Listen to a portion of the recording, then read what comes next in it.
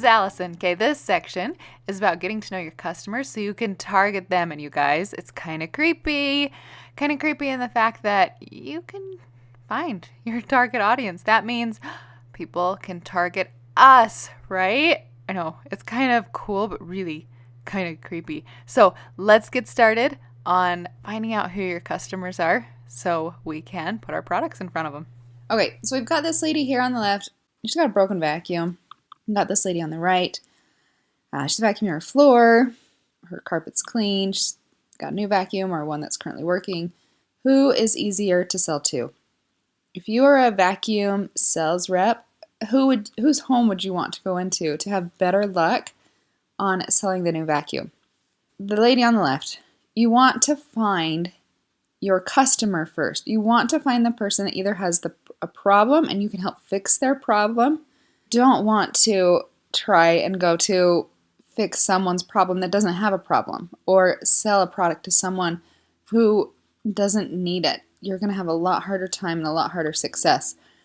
So don't sell to everyone. You don't want to make a campaign or a product that, I'm going to sell to everyone, because if you do that, you'll end up selling to no one.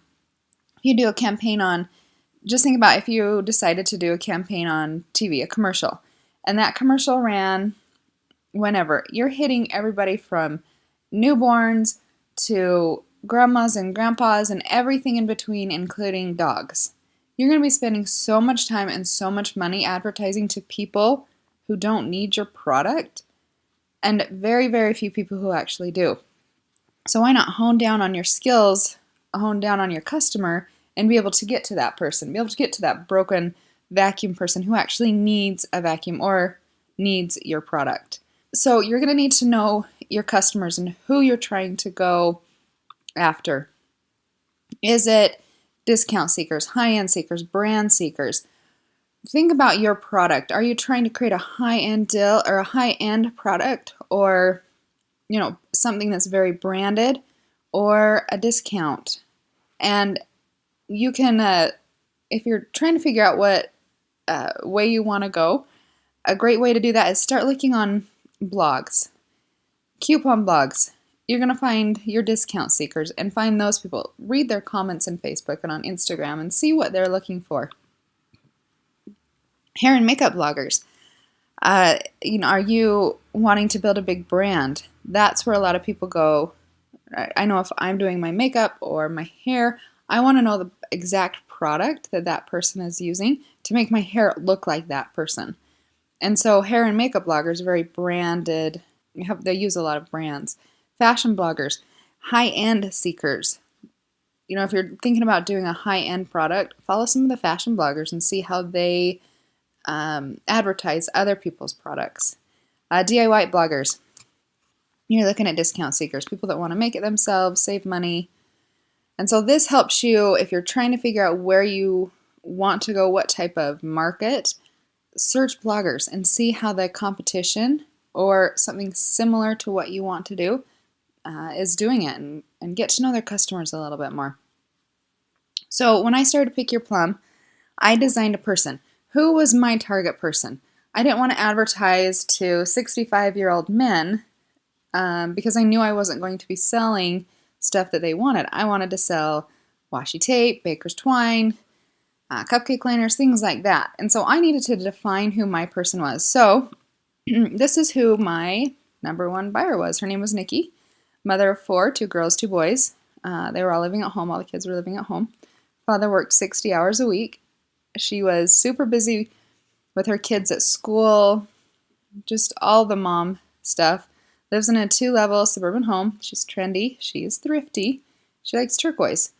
And in the beginning of Pick Your Plum, you'll find out we sold a lot of turquoise chevron stuff because Nikki, my buyer, my number one buyer, liked turquoise, and it seemed to work. And so this was the person that I thought of when I was choosing my product, when I was talking to my customers, when I was trying to advertise. This is who my target was. And that helped me focus in on who to advertise to. And then I was able to build it out a little bit more. So, for instance, let's say these socks. No, these are not Pick Your Plum socks. I just found them online. So I took Nikki and said, okay, Nikki, here is the way I'm going to advertise to you. Socks for kids because all of your kids' socks have holes in them. So, Nikki, you need to buy these socks because you've got holes in all of them. And then I want to take it one step further and create a new campaign for Nikki's mom, the grandmas. Grandma, Nikki's mom, Grandma, buy these socks for your grandkids because they'll be warm and cozy for the winter. And then I could market to the grandmas out there. And then I could market to Nikki's friends. Hey, buy these socks for last minute gift idea because you forgot. And so I was able to take my target person and then expand a little bit more and just really rain down a little bit more on the advertising campaign. How you talk to each group is different. You sell to just that group, not the entire group. So if I was trying to sell to mom, grandmas, and friends, it would be too general. And we need things to stick these days because we're getting bombarded with so much that if you can make things stick a little bit more, help people think and see the idea, then you're going to have greater success. So if I say, hey, look at these cute socks for grandkids, they'll keep their toes so warm. It helps narrow down who I'm advertising to and will help me to sell a lot more with my budget. And if you know this, you can use Facebook and Google Ads more efficiently. So I have some broken down right here. You can see how to sell to mothers, young kids, stay at home, works at home, income of $50,000, drives a minivan. That would be if I was trying to sell car organizers. If I wanted to sell to grandma's, income of $75K, drives convertible, dyes her hair, that would be great for hair products. So we're going to go flip over to Facebook real quick, and I'm going to show you how you can get your target person down a little bit more. So here is the back end of Facebook right here, and you can see just with its automatic settings, we're reaching a lot of people. That's too broad. Even here, that says it's fairly broad. So we need to narrow this down a little bit. So United States, age, I'm going to bump it up a little bit more, 22. And then I'm just going to base this off of Nikki and see what we can actually target down to. So I'm going to go 40, women, interests. And if I don't know any, look at this, I can browse. So family and relationships, let's click on that. Let's go to, so we have family and relationships. And then motherhood.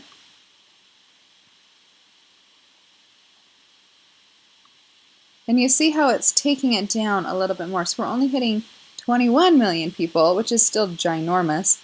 But we want to get it down into this red area right here. So we're not advertising to so many people and losing our money and our time. Let's just keep narrowing it down. Motherhood. She's interested in parenting. She's got some infants at home. And we're just taking it down further and further. We can even go here. Is she interested in purchase behavior? She buys clothing. She buys women's clothing. Low ticket. This is her budget right here. And see, we're narrowing it down even further and further. We're down to 1.3 million now. And you're just going to keep going until you get it. Oh, here's kids' products. Perfect. Where did my kids' products go? Oh, right here. Children's products. Right there. And you're just going to keep going down and down and down until you can get it into this red area right here. And then you can you'll save it. It tells you how much do you want to spend. And you can schedule it, delivery type, stuff like that. And then you can put your ads in here, and then you know exactly who you're targeting to. I was setting this up. This was my girls for their scarf company that they have. But we narrow it down more and more and more because we don't want to advertise to teenage boys. That doesn't do us any good to sell my girls scarves. They need to be specific. It needs to go to tweens and women. Kids, tweens, and women. Kids don't have a lot of money, so I'm going to focus more on the women right here. So narrow it down, find out who your customer is, get it down into that specific, and you're going to be so much more successful in your advertising and getting those to convert. All right, that's it for this section. We'll see you in the next.